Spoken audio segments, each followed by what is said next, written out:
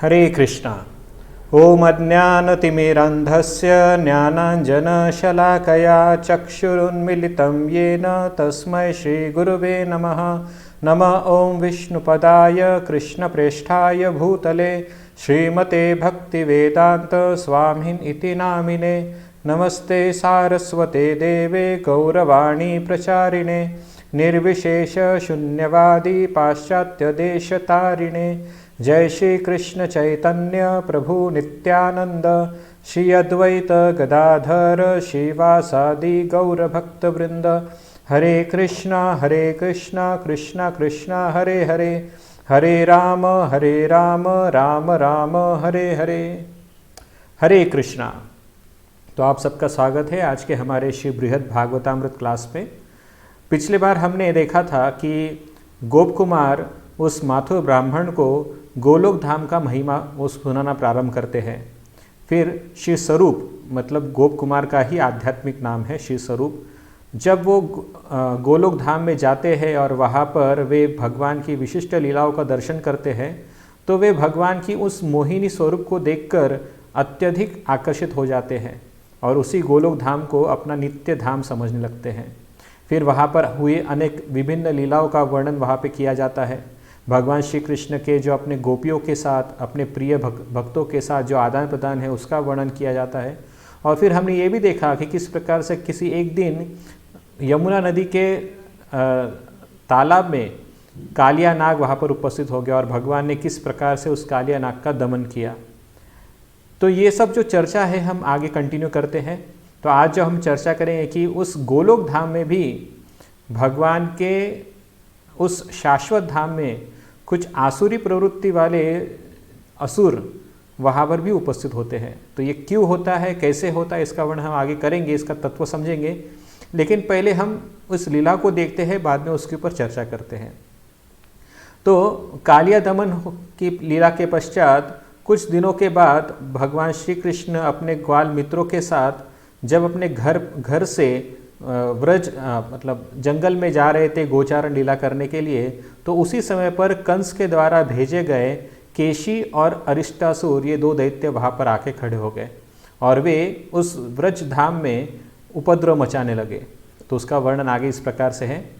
एक बार केशी और अरिष्ट नामक प्रसिद्ध दो महाअसुर एक साथ ही एक समय में व्रज में आ गए। यद्यपि केशी और अरिष्ट के भय से भयभीत होकर श्री कृष्ण के प्रिय गोपियों ने उन्हें उन दोनों असुरों के पास जाने से बलपूर्वक खींचकर रोक रखा था, तथापि वे सबको आश्वासन देकर वीरों के समान दर्प दिखलाते हुए अपनी भुजाओं को ठोककर उन दोनों के सम्मुख जा खड़े हुए। तो यहाँ पर हम देखते हैं कि दो महत्वपूर्ण विषय समझने की, जैसे यहाँ पर कि इस वैकुंठ, इस व्रज धाम में, यहाँ के भौतिक जगत में जो भगवान का व्रज धाम है उसमें जब हमने भगवान श्री कृष्ण की ये सारी असुरवध की लीला सुनी थी तो उसमें हमने देखा था कि अरिष्टासुर पहले आता है, बाद में केशी दैत्य बाद आता है। और इन लीलाओं को हमने अलग अलग करके सुना था, अलग अलग समय पर ये लीला हुई थी, इस भूलोक में हुई थी। लेकिन आध्यात्मिक जगत में जब ये लीला हुई तो दोनों दैत्य एक साथ ही वहाँ पर उपस्थित हुए और वहाँ पर उपद्रव मचाने लगे।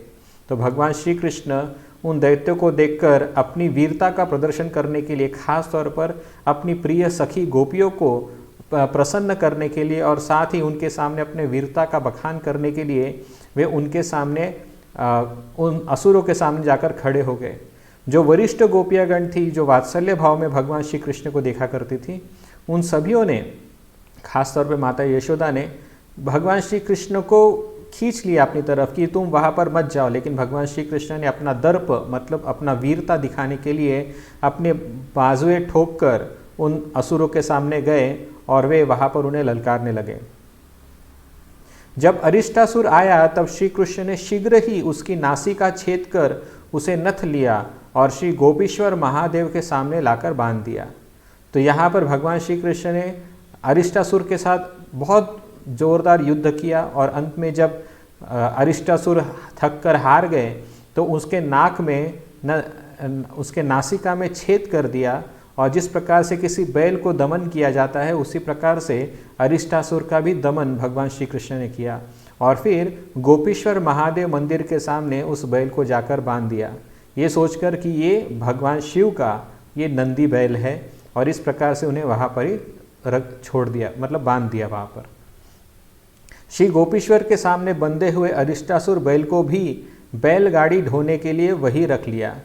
तो भगवान श्री कृष्ण ने उस बैल का उपयोग बैलगाड़ी ढोने के लिए इस्तेमाल करने लगे। मतलब एक प्रकार से उस असुर को अपने वश में करके उसे एक पालतू जानवर बना के रख दिया। तो ये भगवान श्री कृष्ण की वीरता यहाँ पर दिखलाई पड़ी। ये सब देखकर केशी दैत्य को भी बहुत गुस्सा आता है। वो भी भगवान श्री कृष्ण के पास बड़े वेग से श्री कृष्ण के सामने आते हैं। तब उन्होंने अपने श्री चरण के प्रहार द्वारा उसे दूर फेंक दिया। तो भगवान श्री कृष्ण ने श्री केशी दत्त जब वहाँ पर आया तो अपने पैरों से एक किक मार के, यहाँ पर लिखा है अपने चरण के प्रहार के, उस दैत्य को बहुत दूर तक फेंक दिया। केशी दैत्य द्वारा फिर से आक्रमण किए जाने पर विक्रमशाली श्री कृष्ण महापराक्रम से उसकी पीठ पर चढ़ गए तथा उसे दमन करने के लिए उसे अनेक प्रकार से ऐसे भगाने लगे मानो उसे चाल चलने की शिक्षा दे रहे हो। इस प्रकार उस घोड़े रूपी असुर को दमन करके वे अति सुशोभित हुए। तो भगवान श्री कृष्ण ने उस घोड़े को भी, मतलब उस केशी दैत्य को भी उसके पीठ पर चढ़कर उसको इस प्रकार से दमन किया मानो जैसे कोई जंगली घोड़े को कोई दमन करता है और उसे अपना पालतू बना लेता है। तो भगवान श्री कृष्ण ने भी इसी प्रकार से उस केशी दैत्य को जोर जोर से पीट पीट कर उसे बेहाल कर दिया, जिससे वो श्री कृष्ण की आज्ञाओं का पालन कर सके। उस अश्वरूपी केशी पर चढ़कर श्री कृष्ण ने शीघ्र ही अपने परम प्रिय हजारों सखाओं को भी हाथ पकड़ पकड़ कर उसकी पीठ पर चढ़ा लिया। तो भगवान श्री कृष्ण भी उस केशी दैत्य को दमन कर दिया था और उसे एक पालतू घोड़े के समान उसे घुमा रहे थे।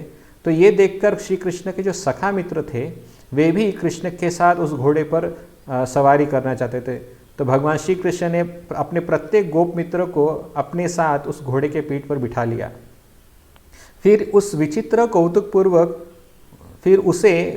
कौतुक पूर्वक कुदा कुदा कर कभी पृथ्वी पर और कभी आकाश में ले जाकर वे मनोहर रीति से खेलने लगे।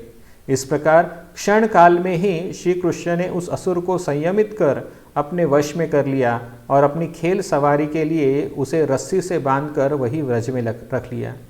तो इस प्रकार से श्री कृष्ण ने उस केशी दैत्य को अपने वश में करके उसे अपना पालतू घोड़ा बना लिया और फिर अपने विविध प्रकार की क्रीड़ाओं के लिए उसका इस्तेमाल करने लगे।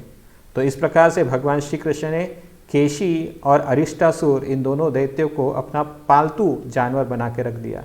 जबकि इस गोकुल में जब वे लीला कर रहे थे भौतिक जगत में, तब उन्होंने इन दोनों असुरों का वध कर दिया था। लेकिन आध्यात्मिक जगत में भगवान ने किसी का भी वध नहीं किया, बल्कि उन्हें अपना पालतू जानवर बना दिया। तो ये आध्यात्मिक और भौतिक जगत की लीलाओं में थोड़ा सा भिन्नता हमें दिखाई पड़ता है। फिर जब ये लीला खत्म हुई तो कुछ दिनों पश्चात वहाँ पर उस व्रजधाम में अक्रूर जी का आगमन होता है। अभी वास्तविक ये जो लीला है, ये लीला पूरी तरह से श्रीमद् भागवत में जो वर्णित है उस लीला से बहुत ही मेलजोल खाती है, लेकिन फिर भी कुछ अंतर इसमें ज़रूर है। यहाँ पर जो भी हम वर्णन करेंगे ये एक बहुत ही करुण भाव वर्ण यहाँ पर होने वाला है। तो जब भगवान श्री कृष्ण को लेने के लिए अक्रूर जी वृंदावन में आते हैं तो क्या क्या घटित होता है इसका वर्णन यहाँ पर हो रहा है। वास्तविक तौर पर इन सब लीलाओं के पीछे केवल एक ही उद्देश्य है, वो ये है कि भगवान श्री कृष्ण अपने प्रिय व्रजवासियों का प्रेम वर्धित करना चाहते हैं और विप्रलंब भाव में ही वो प्रेम जो है बहुत ही उच्चतर स्तर पर पहुंच जाता है। तो भगवान श्री कृष्ण इस प्रकार की लीला करते हैं। वास्तविक तौर पे ये सारे जो असुर है, यथा कंस है, अरिष्टासुर, केशी, अन्य और कालिया, ये सारे जो दैत्य और असुर रूपी लोग जो है वो वहाँ पर केवल कल्पना मात्र होते हैं। भगवान श्री कृष्ण जानबूझकर अपनी लीलाओं में इनको सहभागी कर लेते हैं, जिसके द्वारा वे गोपियों के और खास तौर पर व्रजवासियों के मन में कुछ विशिष्ट भाव का उपद्रव करा सके, और यही उनके कार्य का विशेष हेतु होता है। तो उसी प्रकार से अक्रूर जी भी कंस के आदेश से व्रजधाम में आते हैं।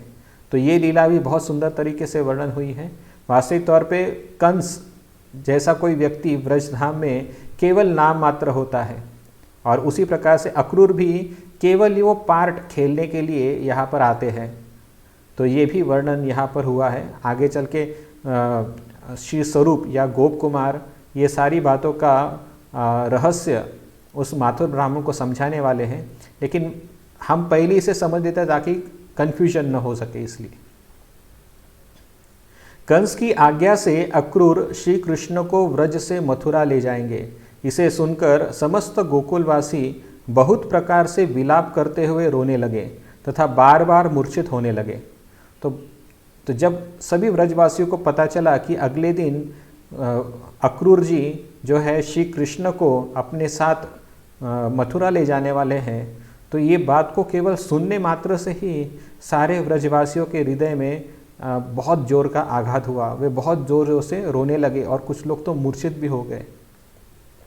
श्री यशोदा जी ने अपने प्राण प्रिय श्री कृष्ण को दुष्ट कंस से भयभीत होकर एकांत में गुप्त स्थान पर छिपा दिया तथा अपनी शपथ दिलाकर उन्हें बाहर जाने से रोक दिया। तो जब यशोदा माता को भी समझ में आया कि ये अक्रूर मेरे कृष्ण को ले जाने वाले हैं, तो माता यशोदा सोचने लगी कि मैं अपने बेटे को कैसे बचाऊं।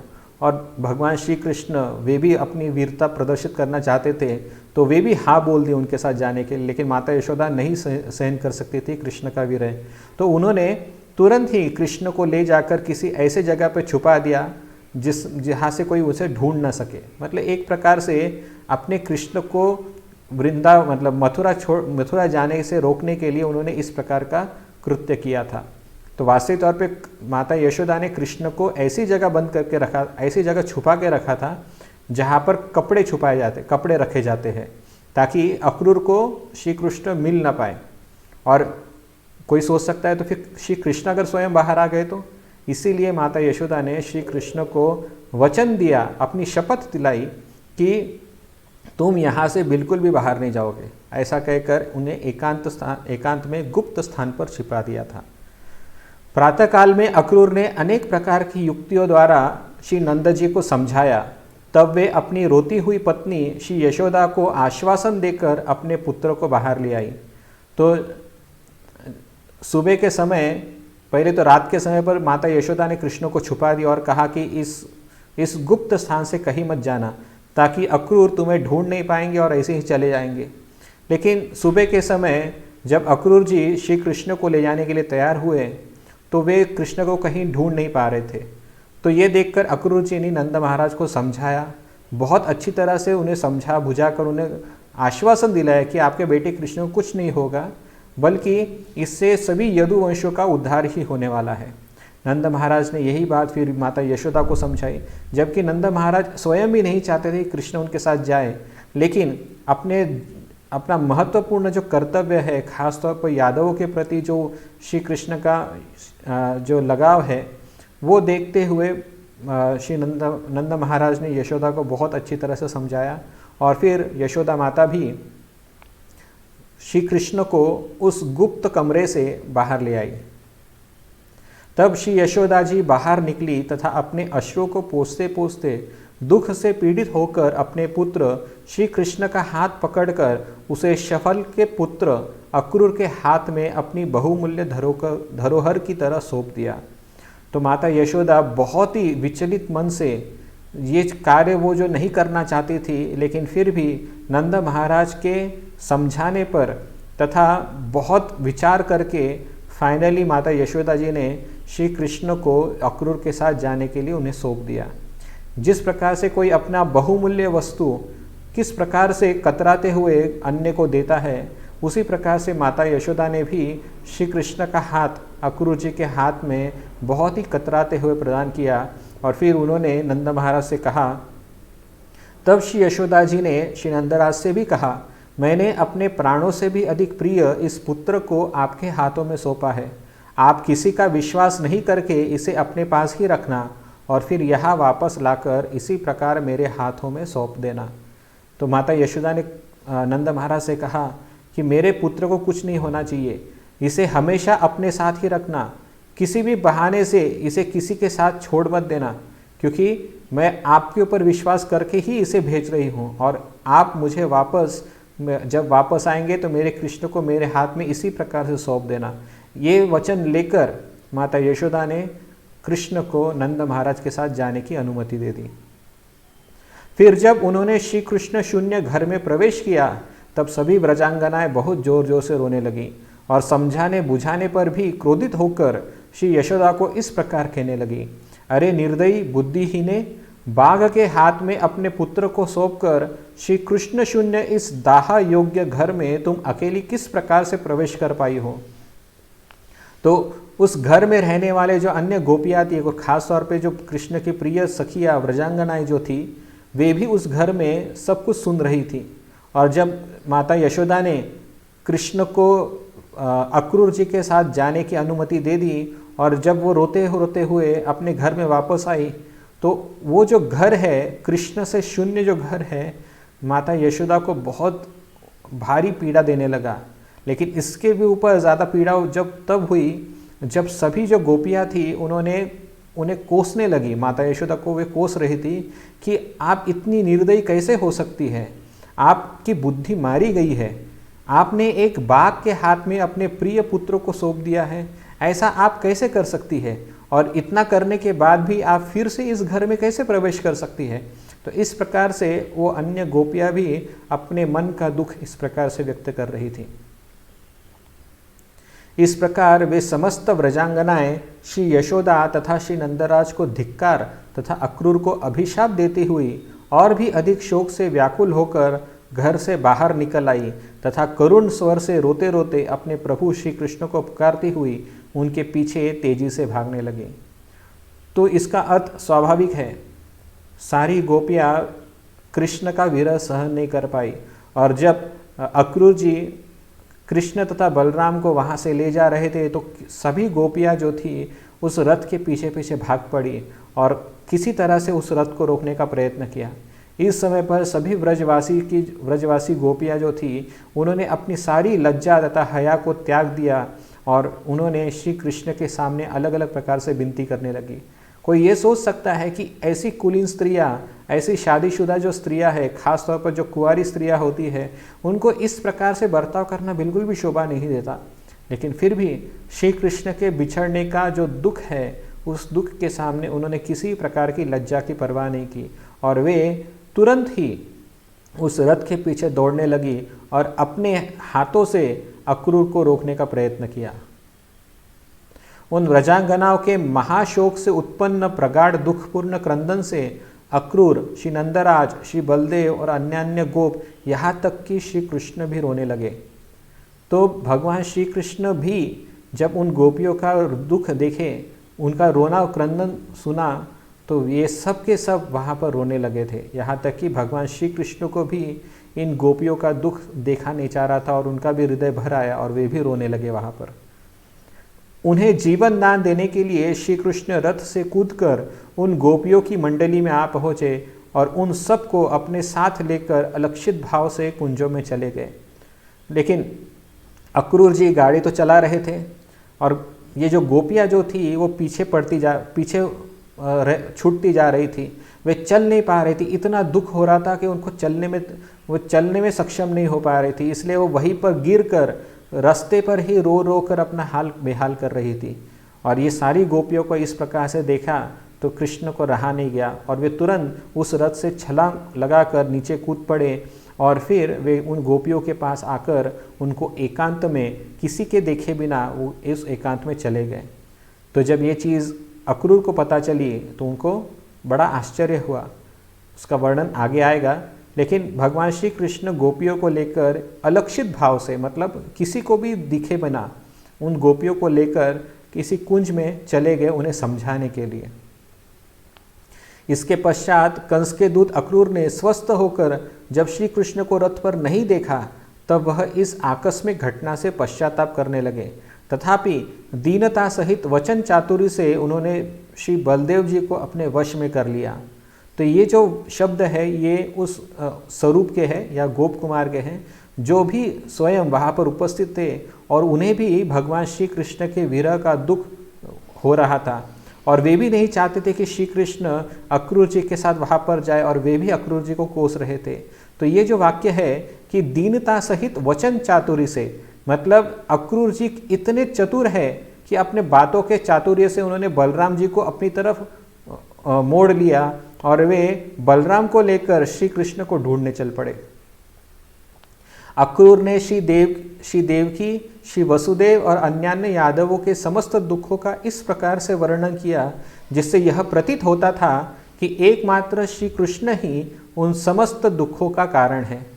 तो यहाँ पर श्री स्वरूप अपना रोष, उस अक्रूर पर जो रोष हुआ था उसको व्यक्त कर रहे हैं। वे कह रहे हैं कि वो अक्रूर इस प्रकार से बलराम जी को समझाने बुझाने लगे जैसे कि सारा जो दुख उन मथुरा वासियों पर हो पड़ा है, सारा दुख जो देवकी और वसुदेव को मिला है, उसका कारण एकमात्र कृष्ण ही है और कृष्ण ही उन सब दुखों से उनको दूर कर सकते हैं। इस प्रकार से वाक चातुरी से, अपनी बातों से अक्रूर ने बलदेव का भी बुद्धि घुमा दी।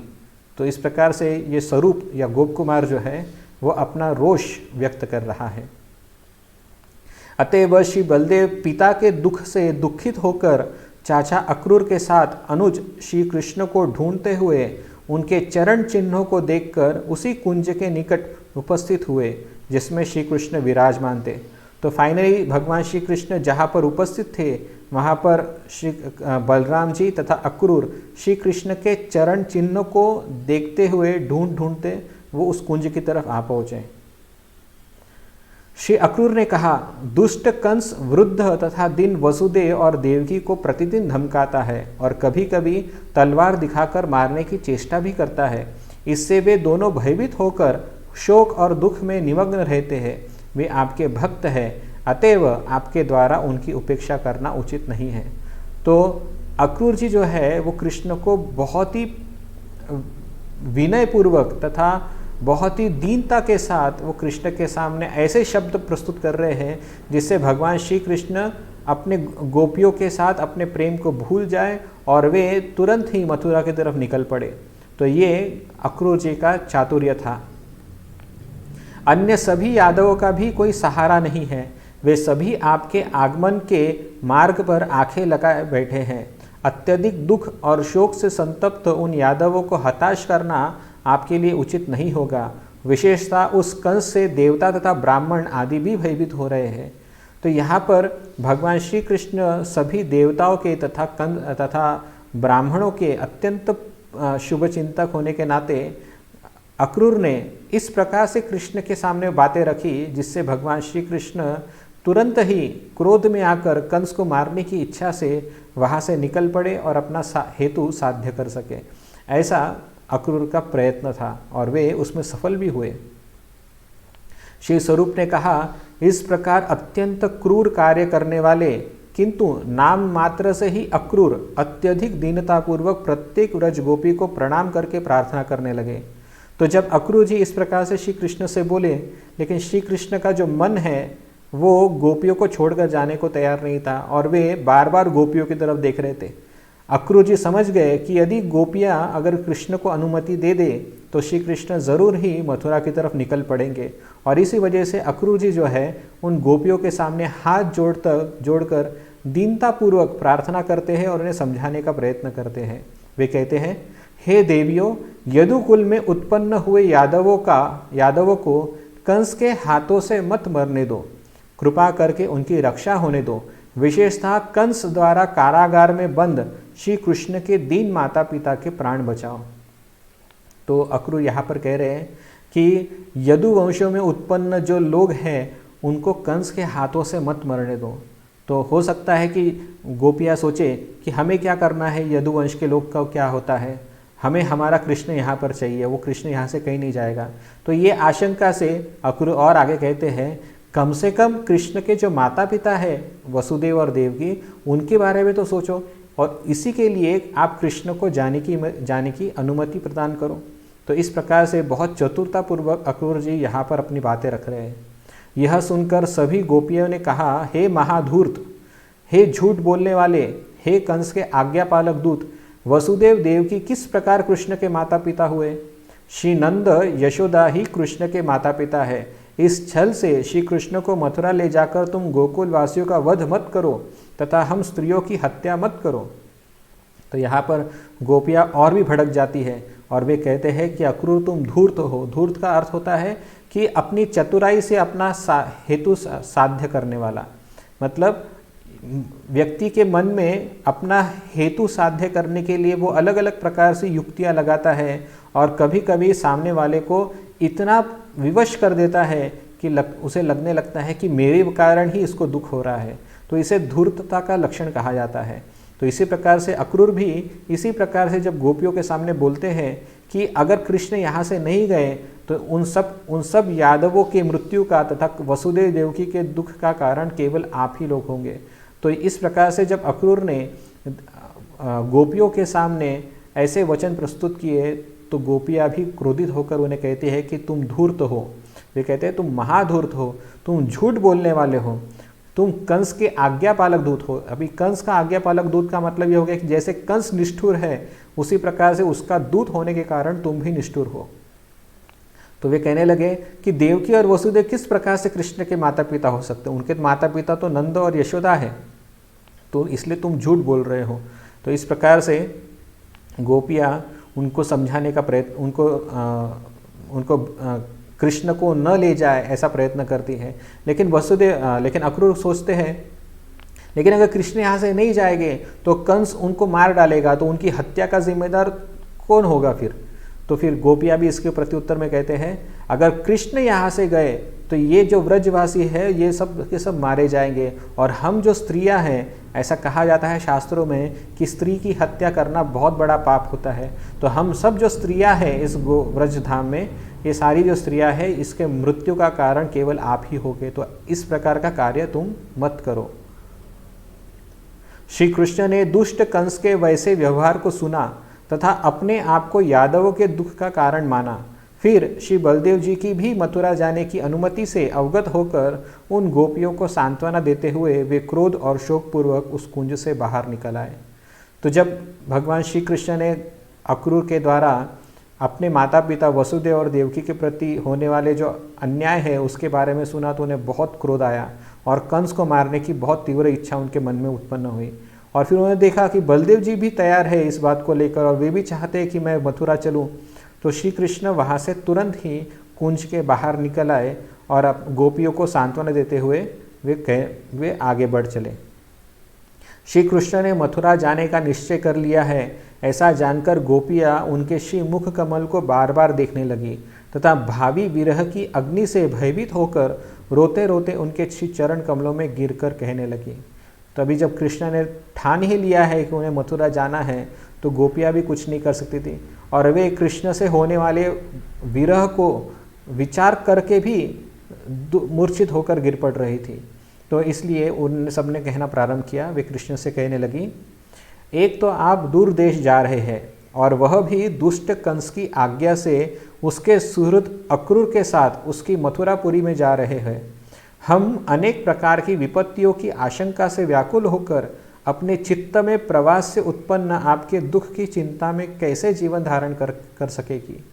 तो ये सारी जो गोपियां हैं श्री कृष्ण का जो विरह है वो सहन नहीं कर पा रही थी और ये भी कह रही है यहाँ पर कि आपके मार्ग में आने वाली जितनी विपत्ति आए, खासतौर पर आपको कंस का वध करना है, वहाँ पे पता नहीं किस प्रकार के लोग हो गए, शायद आपके ऊपर कोई आक्रमण कर दे, तो आपके ऊपर आने वाली जो विपत्तियाँ है उसकी आशंका से हमारा हृदय तड़प रहा है।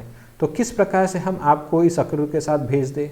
तो उस चिंता के कारण हम कैसे जीवन धारण कर पाएंगे कि आपका क्या होगा, आपको वहाँ पर आपका सब कुछ हित में तो हो रहा है, इस चिंता के कारण हम कैसे अपने प्राण को संभाल पाएंगी, ऐसा गोपियाँ कह रही है। फिर आगे कहती है, हम नहीं जानती है कि कंस को मारने में आपको कितना परिश्रम होगा तथा वहाँ के प्रियजनों के दुखों को दूर करने के लिए आपको कितना समय लगेगा। हमें यह भी पता नहीं है कि वहाँ जाकर आप हमें स्मरण भी करेंगे या नहीं करेंगे। तो ये अलग अलग कारण हैं जो गोपियाँ बताती है कि कृष्ण तुम मत जाओ। वे कहने लगती है, पहला वो कारण बताती है कि हमें पता नहीं कि कंस को मारने में तुम्हें कितना तकलीफ़ी होगी, तुम्हें कितना परिश्रम उठाना पड़ेगा। इसलिए तुम वहाँ पर जाओ ही मत। दूसरा कारण भी बताते हैं कि जब तुम वहाँ पर जाओगे तो वहाँ पर तुम्हारे जो परिजन होंगे उनको सांत्वना देने में आपको पता नहीं कितना टाइम लगेगा। आप अभी तो जा रहे हैं, लेकिन आप कब रिटर्न आओगे इसका कोई गारंटी नहीं है। तो इस वजह से भी आप वहाँ पर मत जाओ। और तीसरा अन्य कारण बताते हैं कि मथुरा जो है ये एक नगरी है जहाँ पर नगर की स्त्रियाँ तुम्हें अपने सुंदरता के पाश में बांध लेगी। हम तो साधारण व्रज गोपिकाएँ हैं, हम तो गांव की स्त्रियाँ हैं, और वहाँ की तो शहर की स्त्रियाँ होती है जो हमसे भी सुंदर होगी। तो ऐसे सुंदर स्त्रियों के आकर्षण से अगर आप वहीं पर रुक गए तो हमारा क्या होगा। इस आशंका से गोपियाँ कह रही है कि कृष्ण आप वहाँ पर मत जाओ। फिर इसके पश्चात भगवान श्री कृष्ण कहते हैं, क्षण काल के पश्चात भगवान श्री कृष्ण ने किसी प्रकार थोड़ा धैर्य धारण करके अपने आंसुओं को पोंछा तथा गोपियों के भी आंसुओं को पोंछते हुए गदगद स्वर से कहने लगे, वह कंस साधुओं और मुझसे द्वेष करता है। अल्प शक्ति वाले उस कंस को मैं बिना किसी परिश्रम के सहज में ही विनाश कर दूंगा।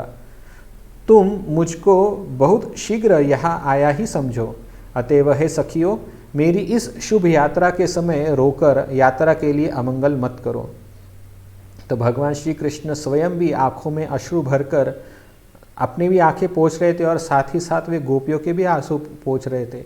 और वे कह रहे थे कि ये जो कंस है ये मेरा द्वेषी है, केवल मेरा ही नहीं साधु जनों का भी द्वेषी है, और ये एक अल्प शक्ति वाला व्यक्ति है, मैं तो उसे आसानी से मारकर वापस ही आ जाऊंगा। तो आप चिंता मत करो, मैं जल्दी ही वहाँ से लौटकर वापस आऊँगा, और मेरे मार्ग में रोकर तुम अमंगल क्यों तैयार कर रही हो। तो इस प्रकार से रोना आपके लिए उचित नहीं है। ऐसा भगवान श्री कृष्ण उन्हें सांत्वना प्रदान करते हैं।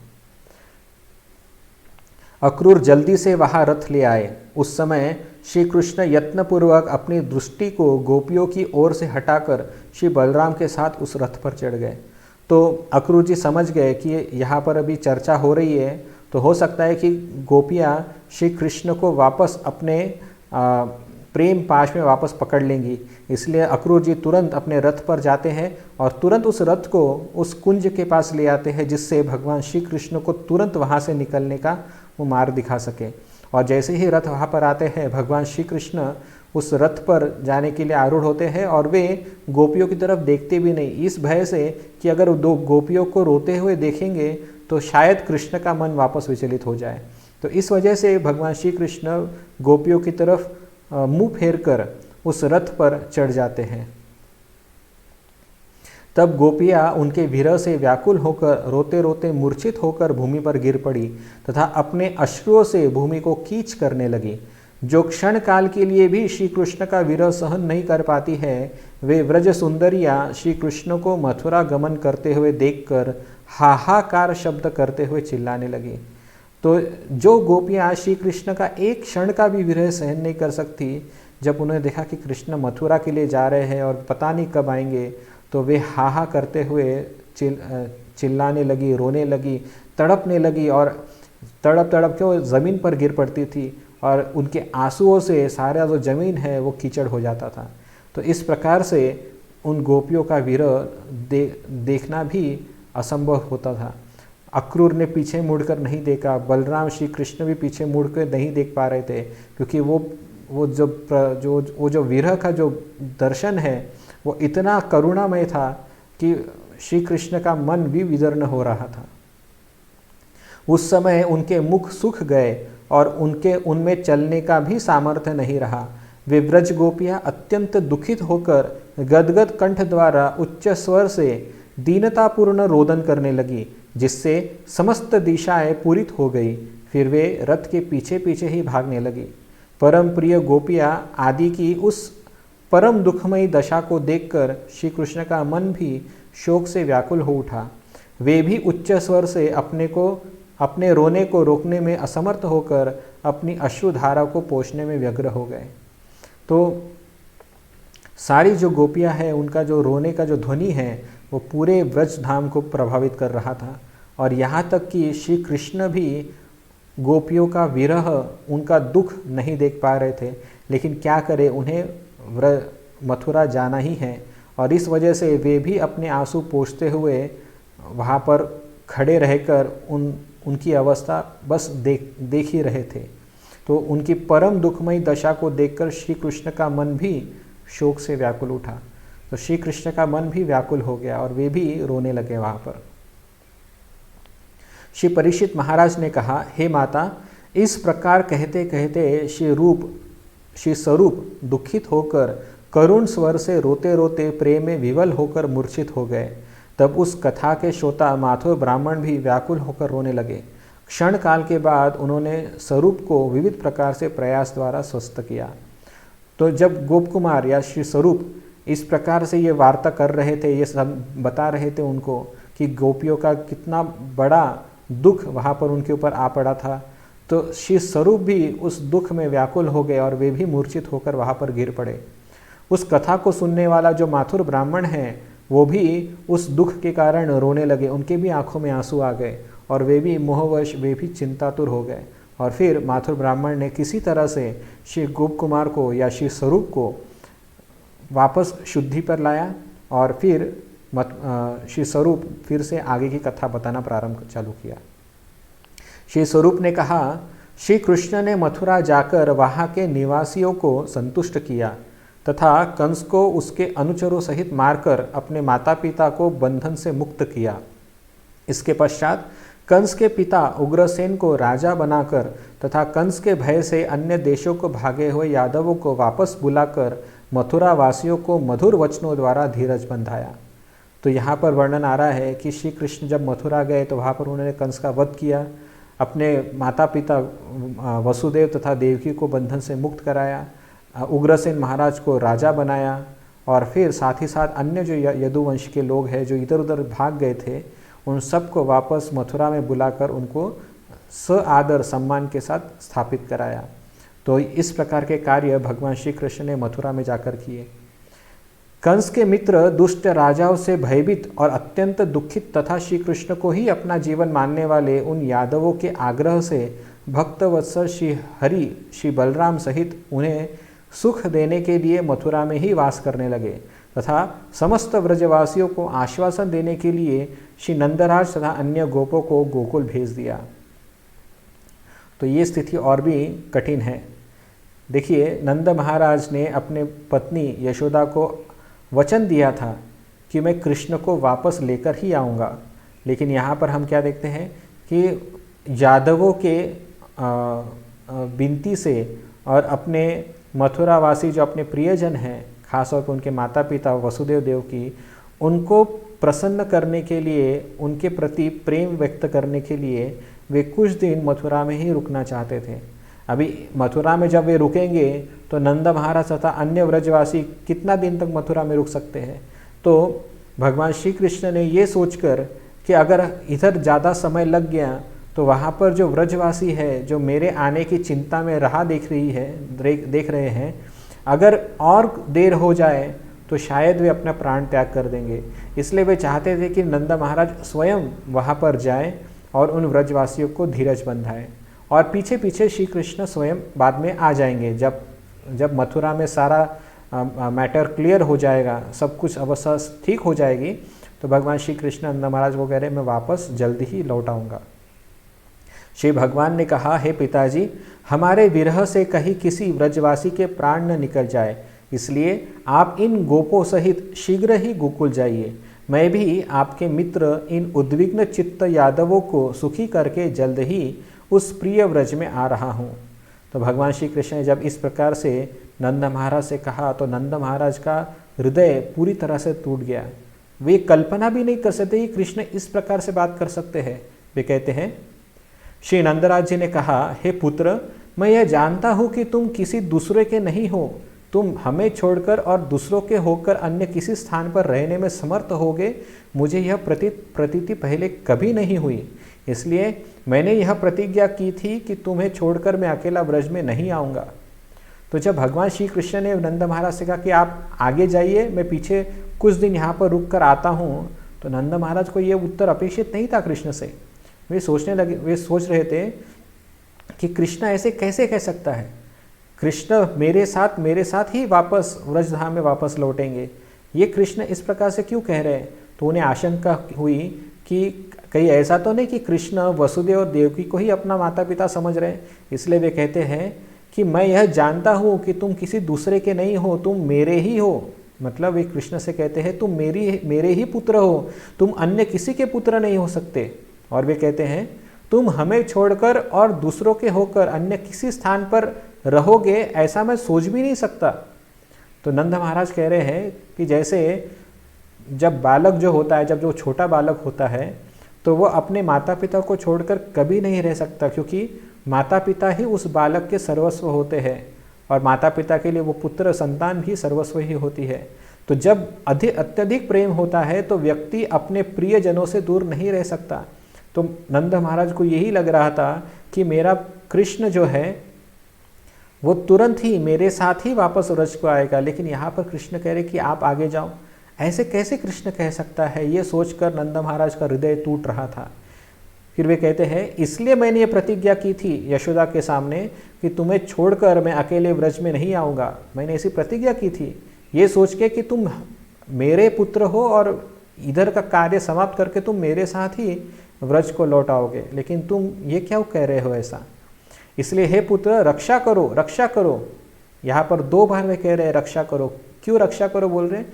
पहला रक्षा करो, सनातन गोस्वामी कहते हैं कि मैंने जो प्रतिज्ञा की है उसकी रक्षा करो, और दूसरा जो रक्षा करो शब्द आ रहा है वो रक्षा करो इसलिए है कि मेरे भी प्राण निकल जाएंगे तुम्हारे सिवाय अगर मैं व्रज की तरफ निकलूँगा तो इस वजह से नंद महाराज कह रहे हैं कि हे कृष्ण हमारी रक्षा करो, हमें अपने पास ही रखो, हमें अपने से दूर कभी मत भेजो।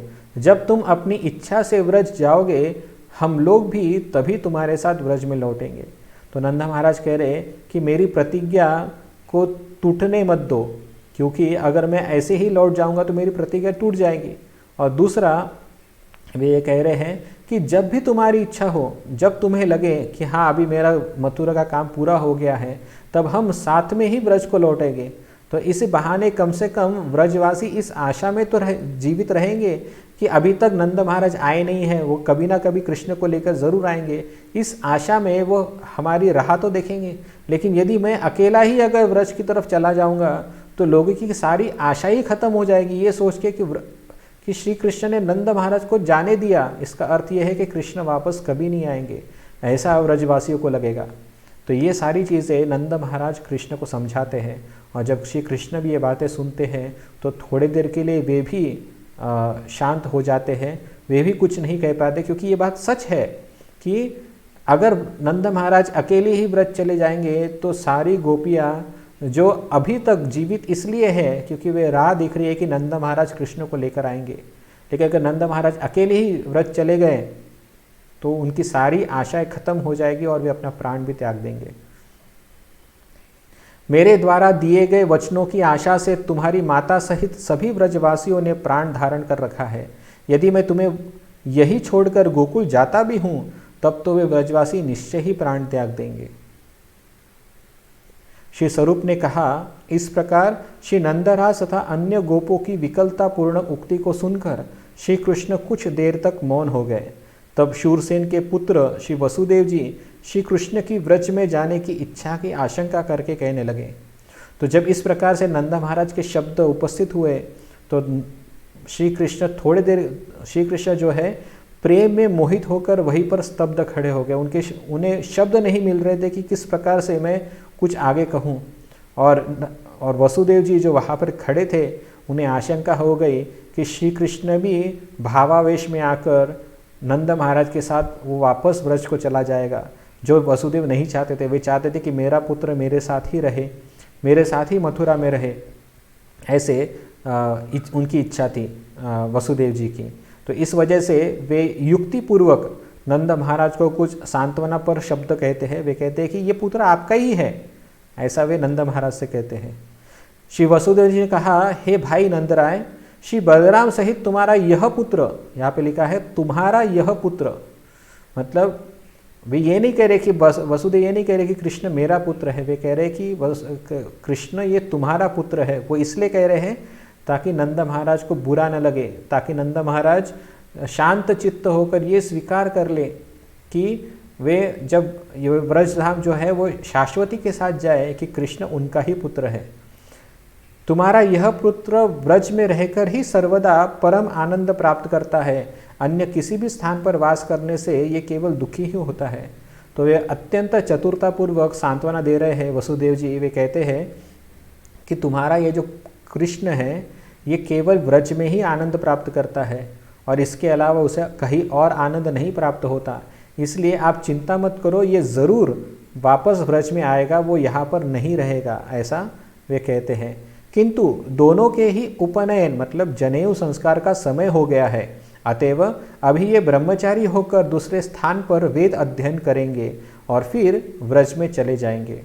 तो यहाँ पर वसुदेव जी एक युक्ति लगाते हैं या फिर एक प्रकार से बहाना बनाते हैं कि क्यों श्री कृष्ण और बलराम को यहाँ पर रहना ज़रूरी है।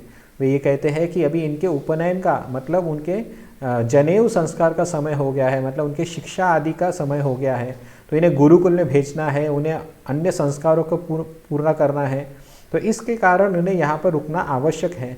जब इनका सारा क्षत्रिय कर्म पूरा हो जाएगा तो फिर वो वापस ब्रज में आ जाएंगे आपके पास।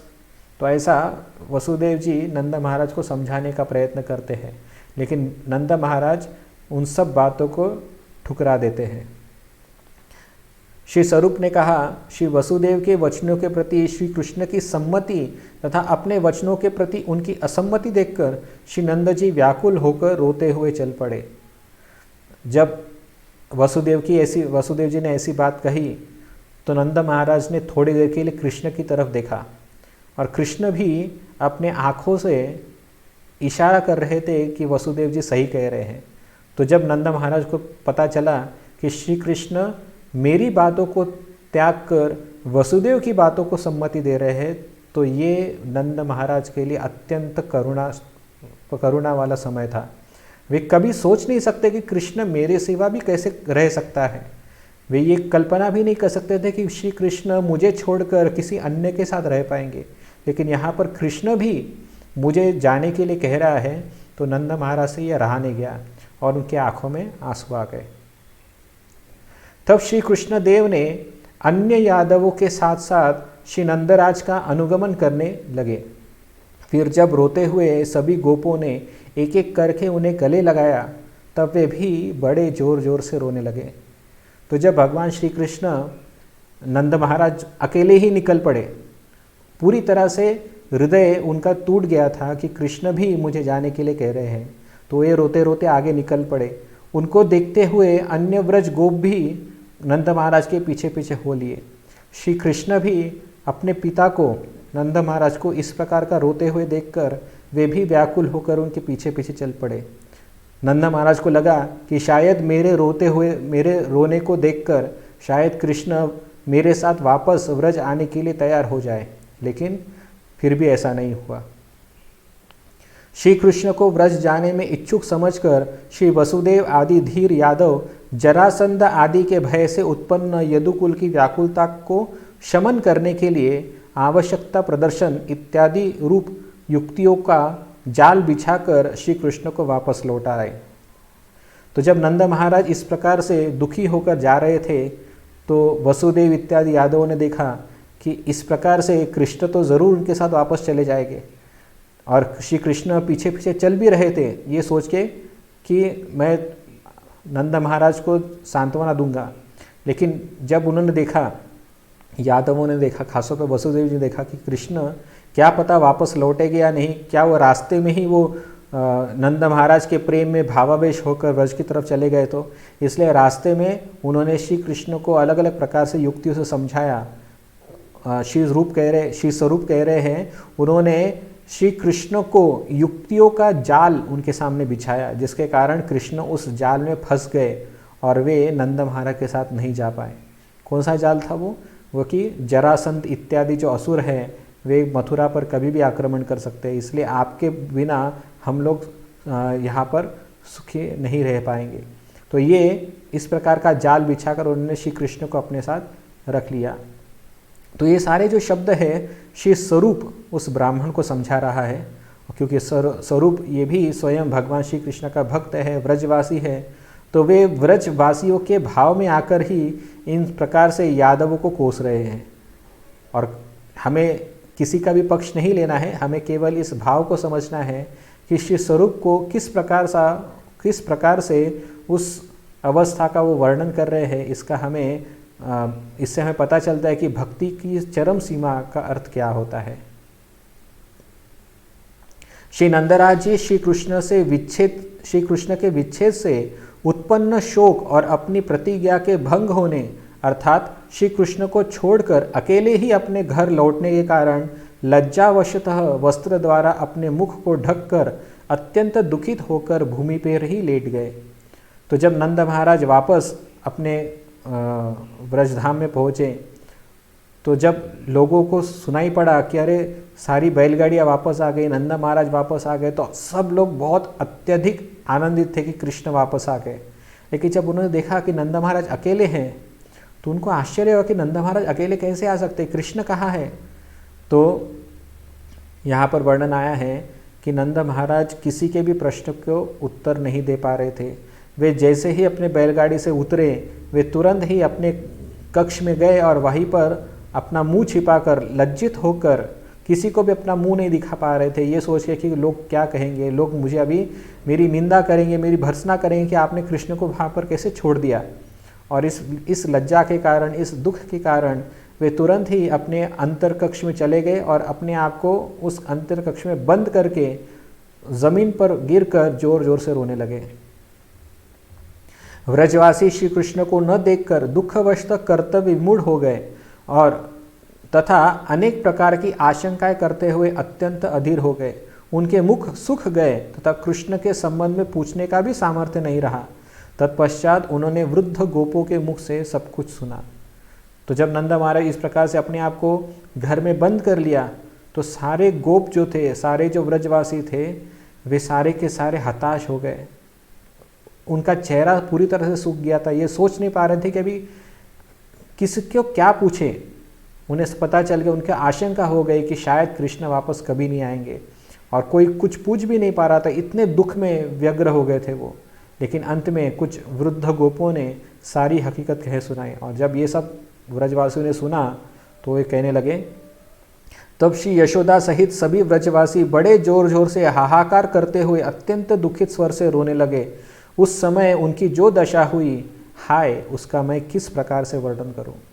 तो श्री स्वरूप कह रहे हैं कि कैसे मैं किस मुंह से उस अवस्था का वर्णन करूं जहां पर सब व्रजवासी कृष्ण के आने की आशंका से आतुर होकर उनकी राह देख रहे थे, लेकिन कृष्ण वापस नहीं आए। तो इस अवस्था को मैं किस मुंह से वर्णन करूं, ऐसा श्री स्वरूप कह रहे हैं। और फिर श्री स्वरूप इस प्रकार से बोलते बोलते मूर्छित हो जाते हैं। मूर्छित होकर वे गिर पड़ते हैं और फिर वो माथुर ब्राह्मण उसे फिर से शुद्धि पर लेकर आते हैं।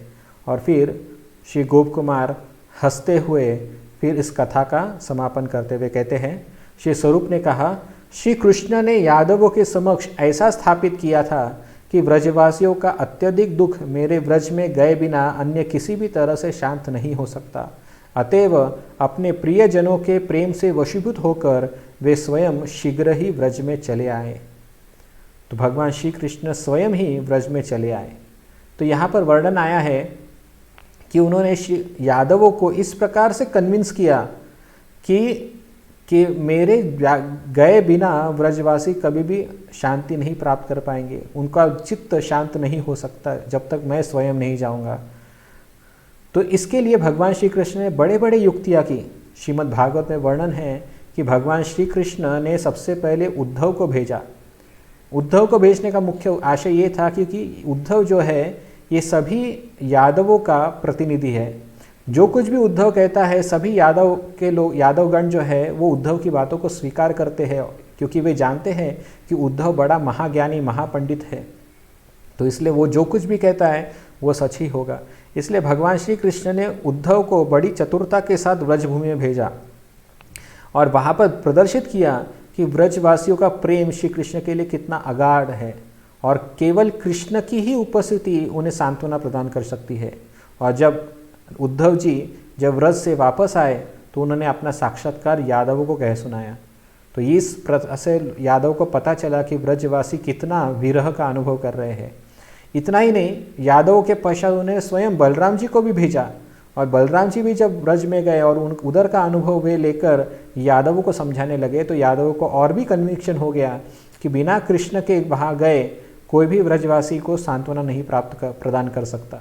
और इसी वजह से बाद में कृष्ण स्वयं ब्रज में जाते हैं, और जब कृष्ण ब्रज में जाते हैं तो सबको अत्यधिक आनंद होता है। तो ये सारी घटना इस भूलोक के गोकुल धाम में हुई थी, मतलब भूलोक में हुई थी। लेकिन आध्यात्मिक जगत में उद्धव को जाने की आवश्यकता नहीं पड़ी, बलराम को जाने की आवश्यकता नहीं पड़ी। श्री कृष्ण स्वयं ही बहुत जल्दी वहाँ से मथुरा से निकलकर ब्रजभूमि में आ गए। इस प्रकार विदग्ध शिरोमणि श्री कृष्ण ने कृपा से व्याकुल होकर सभी ब्रजवासियों को अपने आगमन से प्राणदान दिया। श्री कृष्ण उनके साथ इस प्रकार व्यवहार करने लगे जिससे वे उस दुखपूर्ण घटना को संपूर्ण रूप से ही भूल जाए। तो भगवान श्री कृष्ण जब वापस ब्रजधाम में आए तो सब लोग अत्यधिक आनंदित हो गए, और भगवान श्री कृष्ण उनके साथ इस प्रकार से व्यवहार किया जैसे मानो कभी कुछ घटित ही नहीं हुआ हो। श्री कृष्ण कभी वृंदावन छोड़कर गए ही नहीं, ऐसा आदान प्रदान भगवान श्री कृष्ण ने उन सभी ब्रजवासियों के साथ किया, और जिससे सब ब्रजवासी उस सब दुख को भूल गए। यद्यपि कभी कोई श्री कृष्ण के उस विरह का स्मरण करता भी, तथापि वे उस असंभव घटना को स्वप्न में अनुभव किया हुआ मानकर बहुत प्रकार से शोक करता। तो हर ब्रजवासी यही सोचता था कि यार ये तो सपना था, और सपने में इस प्रकार का घटित हुआ होगा ये सोचकर वो शोक करता था। लेकिन वो ये भूल चुका था या उसे याद नहीं रहता था कि कृष्ण सच में हमें छोड़कर मथुरा चले गए थे। उन्हें तो यही लगता था कि ये तो बुरा सपना हमने देखा है, ऐसे ही उनको लगता था। श्री गोपाल के साथ चिरकाल तक विहार माधुरी के प्रवाह में व्रजवासियों की इंद्रियां इस प्रकार से आसक्त और मुग्ध थी कि वे भूत और भविष्य का सब कुछ भी स्मरण नहीं कर पाते थे। तो इतना वह भगवान श्री कृष्ण के प्रेम माधुर्य में निमग्न थे कि वे अपना भविष्य में क्या होने वाला है या पीछे क्या हो गया था वो सब कुछ भूल गए। उन्हें ये भी याद नहीं रहा था कि ऐसा कभी कुछ घटित भी हुआ था। तो ऐसा प्रेम का लक्षण होता है। हे सखे, कुछ समय बाद वह अक्रूर पहले की बात ही रथ लेकर फिर से ब्रज में आया। तभी श्री स्वरूप उस ब्राह्मण को समझा रहे कि ऐसा होने के बाद वापस किसी एक दिन वापस अक्रूर अपना रथ लेकर उस उस वृंदावन में आया। जब वे अक्रूर उन व्रज जीवन श्री कृष्ण को फिर से मथुरा ले जाने लगे, तब ब्रजवासियों में पहले जैसी ही वीर अवस्था हो गई। तो अक्रूर जी फिर से ब्रज में आए, फिर से भगवान श्री कृष्ण ने वही मथुरा जाने की लीला की। फिर से उन ब्रजवासियों का भी वैसा ही हाल हुआ जैसा अभी हमने सुना। तो ये बार बार होते रहता है वहाँ पर। श्री कृष्ण ने फिर से मथुरा जाकर कंस का वध किया तथा पुनः व्रज आकर ब्रजवासियों के साथ पहले की भांति ही विहार किया। इसी प्रकार बार बार श्री कृष्णचंद्र मथुरापुरी में जाते हैं और पुनः पुनः ब्रज में आकर ब्रजवासियों के साथ उसी प्रकार से विहार करते हैं। तो ये जो घटना है ये बार बार होती रहती है। और बार बार जब कृष्ण कंस का वध करते हैं वो फिर से ब्रज में आते हैं, ब्रज में आकर फिर से दिव्य लीला का आदान प्रदान करते हैं, और फिर किसी दिन वापस अक्रूर आता है, फिर से कृष्ण अक्रूर के साथ मथुरा जाते हैं, कंस का वध करते हैं और वापस वो रिटर्न आते हैं। और ये चीज़ें बार बार होते रहती हैं। तो कोई कहेगा ये ऐसी चीज़ें बार बार क्यों होनी चाहिए और लोग ऐसे भूल कैसे जाते हैं? क्योंकि आध्यात्मिक जगत में इस प्रकार का भूलना असंभव है। तो सनातन गोस्वामी अपनी टीका में लिखते हैं कि जब प्रेम अपनी चरम सीमा पर होता है, जब कोई व्यक्ति अपने प्रिय वस्तु या प्रिय व्यक्ति के प्रेम में अत्यधिक मग्न हो जाता है, तो उसे भूत तथा भविष्य वो सब भूल जाता है। वो केवल और केवल अपने प्रिय व्यक्ति के साथ रहने में ही, उस वर्तमान में ही वो जीते रहता है। उसे ये भी याद नहीं रहता कि पूर्व काल में कभी हमारा विरह भी हुआ था। ये प्रेम का लक्षण है। प्रेम में व्यक्ति इस प्रकार के भावों को प्रकट करता है।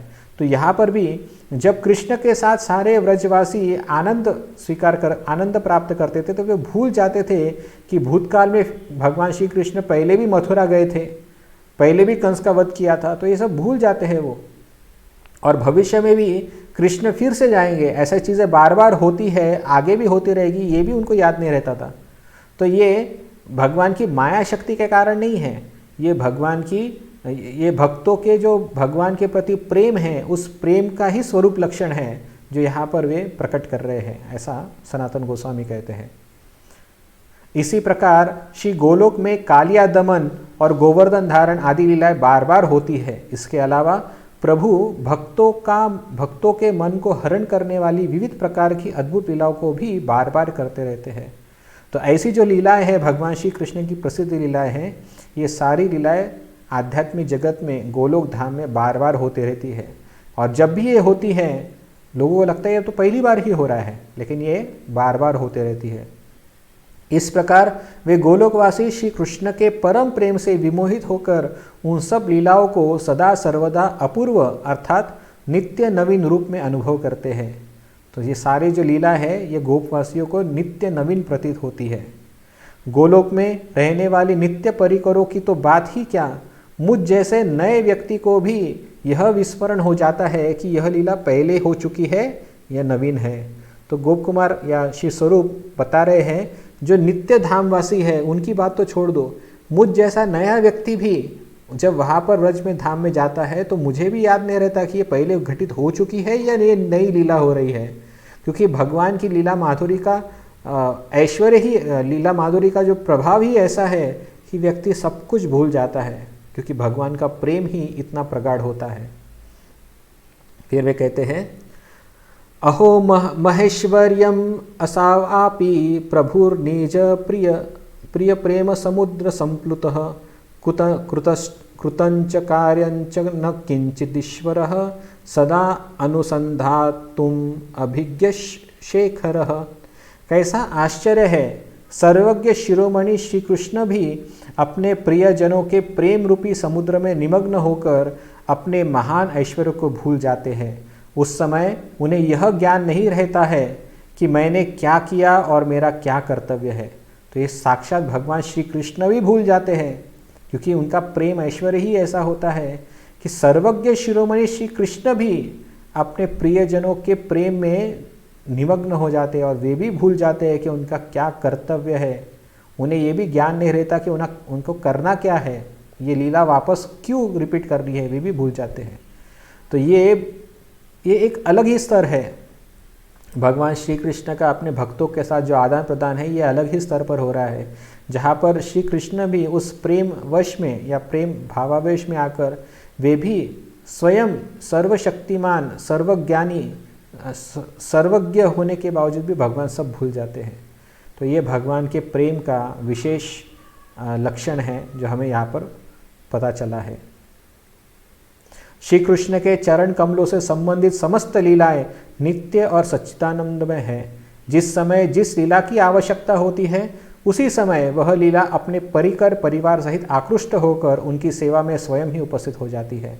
तो यहाँ पर श्री स्वरूप समझा रहे हैं कि ये लीला जो है ये नित्य और सच्चिदानंदमय होती है, मतलब ये भी शाश्वत है। और जिस समय जिस लीला की आवश्यकता होती है उस समय वह लीला अपने परिकर परिवार सहित भगवान की सेवा में आ जाती है। तो ये सारी लीलाएं नित्य शाश्वत रूप में वहाँ पर विद्यमान होती है। हे ब्राह्मण, मैंने समस्त लोकों से विलक्षण तथा चरम सीमा को प्राप्त उस गोलोक की महिमा माधुरी की धारा का वर्णन किया है। श्री माथुर ब्राह्मण ने कहा, श्री कृष्ण के मथुरा जाने पर आप कहाँ और किस प्रकार रहे? आपने तो बहुत समय के बाद अपने प्रयत्न से उस गोलोक को प्राप्त किया था। तो माथुर ब्राह्मण के मन में प्रश्न आया कि जब भगवान श्री कृष्ण मथुरा चले गए थे तो आप फिर कहाँ थे? क्या आप भी भगवान श्री कृष्ण के साथ मथुरा में रहे? तो यहाँ पर गोप कुमार कहते हैं, नहीं, मेरी तरह जो भगवान की कृपा से साधन भजन करके उस गोलोक में पहुँचे हैं वे सदा उसी व्रज में ही वास करते हैं। उस गोलोक का ऐसा स्वभाव है कि कृष्ण संग के बिना भी व्रज में ही रहने की इच्छा होती है तथा किसी दूसरे स्थान पर जाने की इच्छा तक नहीं होती। तो व्रज का स्वयं का ही स्वभाव ऐसा है कि बिना कृष्ण संग के कोई भी व्यक्ति उस व्रज को नहीं छोड़ सकता। मतलब अगर कृष्ण वहाँ पर हो या न हो, जो भी व्रजवासी है वो व्रज को कभी नहीं छोड़ सकता, क्योंकि व्रज का महात्म्य, व्रज का महिमा ही ऐसा है कि श्री कृष्ण वहाँ पर हो या न हो, सभी व्रजवासी को कृष्ण का अवश्य ही वहाँ पर दर्शन होते रहता है। और उनके साथ ही, क्योंकि वहाँ का जो भाव है, ब्रज का जो भाव है वो भाव आपको और कहीं नहीं प्राप्त हो सकता। एक समय पर उद्धव जो द्वारका निवासी है वो हमेशा के लिए ब्रज में रह सकता है, लेकिन ब्रजवासी कभी भी द्वारका, मथुरा या किसी अन्य जगह पर जाकर निवास नहीं कर सकता, क्योंकि वैसा जो ब्रज का वातावरण है, ब्रज का जो भाव है वो अन्य कहीं पर भी उपस्थित नहीं है। इसलिए यद्यपि ब्रजवासी बार बार भगवान श्री कृष्ण को मिलने के लिए मथुरा जाना चाहते थे, लेकिन ये सोचकर कि हम वृंदावन को नहीं छोड़ सकते, वे कभी कृष्ण से मिलने के लिए मथुरा नहीं गए। तो ये व्रज धाम का महिमा है। उस श्री गोलोक में जो दुख है वह समस्त प्रकार के सुखों के सिर पर बार बार नृत्य करता है, तथा वहाँ पर जो शोक है वह भी समस्त प्रकार की आनंद राशि के सिर पर बार बार नृत्य करता है। इस प्रकार मैंने गोलोक में वास करके अपने बहुत समय के वांछित फल को ही नहीं बल्कि वांछा से अधिक परम फल को भी प्राप्त किया। तो गोप कुमार या श्री स्वरूप समझा रहे हैं कि मैंने जो अपेक्षा की थी, जिसकी मैंने लालसा की थी, उस परम धाम को मैंने प्राप्त किया, क्योंकि वहाँ पर जो शोक होता है वो सभी प्रकार के सुखों का मुकुटमणि है। वहाँ पर जो शोक है, दुख है, वो भी समस्त प्रकार के जो आनंद है, सर्वस्त्र जो जितने भी प्रकार के आनंद तुम अनुभव कर सकते हैं, उन सभी आनंदों के ऊपर सर पर नाचता है वो, वहाँ का शोक भी। तो सोचो कि ऐसी जगह को छोड़कर कोई अन्य कहाँ जाना चाहेगा। यह मथुरा मंडल भी उस गोलोक की भांति ही निरंतर श्री कृष्ण चंद्र की विविध प्रकार की विस्तृत लीलाओं से सुशोभित है। तभी श्री स्वरूप बता रहे हैं गोप कुमार को। तो अगर गोप कुमार को इस सब सुनने के बाद उनके मन में प्रश्न आ सकता है कि अगर आप ब्रजधाम को कभी छोड़ते नहीं हैं तो फिर आप यहाँ पर क्यों आए हो? आप तो उस गोलोक में होने चाहिए थे। तो गोलोक को छोड़कर आप इस भौतिक जगत के ब्रज मथुरा मंडल ब्रजभूमि में क्यों आए हो आप? तो वे इस उत्तर में कहते हैं, यह मथुरा मंडल भी उस गोलोक की भांति ही निरंतर श्री कृष्णचंद्र की विविध प्रकार की विस्तृत लीलाओं से सुशोभित है। इसलिए मैं कभी इस भौम ब्रज में और कभी उस गोलोक ब्रज में रहता हूँ, परंतु मैं आज तक इन दोनों स्थानों में तिल मात्र का भी भेद अनुभव नहीं कर पाया। तो जिस प्रकार का आध्यात्मिक गोलोक धाम है, वही वातावरण, वही परिस्थिति इस भू ब्रज धाम में भी अवेलेबल है। भौम ब्रज में भी वही चीज़ें उपलब्ध है। और गोप कुमार कह रहे हैं कि मैं तिल मात्रा में भी दोनों में कोई अंतर नहीं कर पाता, क्योंकि दोनों ही एक जैसे ही है।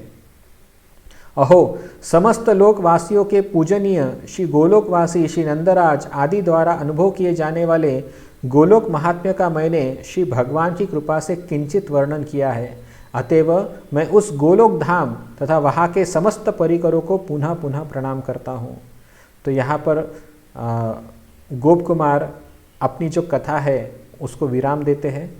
वे मथुरा ब्राह्मण को समझाते हैं कि तुमने जो प्रश्न किया था कि मैंने अलग अलग जगह पर जाकर विशेष अलग अलग प्रकार के साधन देखे, अलग अलग प्रकार की साधना देखी और उसके अलग अलग साध्य देखे, लेकिन मैं निश्चय नहीं कर पाया कि कौन सा साधन मैं इस्तेमाल करूं जिसके द्वारा मैं अपने साध्य को प्राप्त कर सकूं। क्योंकि मुझे इतने सारे साध्य हैं, मतलब इतने सारे गोल हैं, इन सब गोल में से मेरा कौन सा गोल होना चाहिए ये मैं समझ नहीं पा रहा हूँ। मेरा साध्य क्या होना चाहिए मैं समझ नहीं पा रहा हूँ। इसलिए मैं कौन सी साधना करूँ अपने उस साध्य को प्राप्त करने के लिए, इसके बारे में मैं कंफ्यूज हूँ। तो इसके उत्तर में गोप कुमार ने ये सारी कथा सुनाई। और अभी गोप कुमार कह रहे हैं कि अभी तुम ही डिसाइड करो कि तुम्हें कौन सा साध्य अपेक्षित है, तुम कहाँ जाना चाहते हो, तुम्हारा अपेक्षित ध्येय क्या है। उस ध्येय को प्राप्त करने के लिए तुम्हें अभी किस साधना की आवश्यकता करनी पड़ेगी, वो सब मैंने तुम्हें समझा दिया। अभी आप डिसाइड करो क्या करना है। तो इस प्रकार से गोप कुमार ने उस माथुर ब्राह्मण के सामने आध्यात्मिक जगत का सारा रहस्य खोल के रख दिया। और अभी वे उन्हें कह रहे कि अभी आप डिसाइड करो। तो इस प्रकार से अभी हम भी डिसाइड करना चाहिए कि हमारा गोल क्या होना चाहिए, और उस गोल को अगर प्राप्त करना है तो उसका क्या साधन होना चाहिए। इसका भी रहस्य इस गोप कुमार तथा ब्राह्मण के संवाद में हम सबको मिल गया है। तो ये कथा यहीं पर समाप्त होती है। आगे का जो शेष भाग है वो कल आखिरी का क्लास होगा हमारा श्री बृहद भागवतामृत का। बृहद भागवतामृत में अंत में ये कथा सुनने के पश्चात आगे परीक्षित महाराज और माता उत्तरा के बीच में क्या संवाद होता है और किस प्रकार से इस ग्रंथ का समारोप किया जाता है वो भी हम सुनेंगे। तो कल का आखिरी क्लास है, कृपया मिस मत कीजिएगा। बहुत बहुत धन्यवाद। हरे कृष्णा। श्रील प्रभुपाद की जय, श्री बृहद भागवतामृत की जय, श्री सनातन गोस्वामी पाद की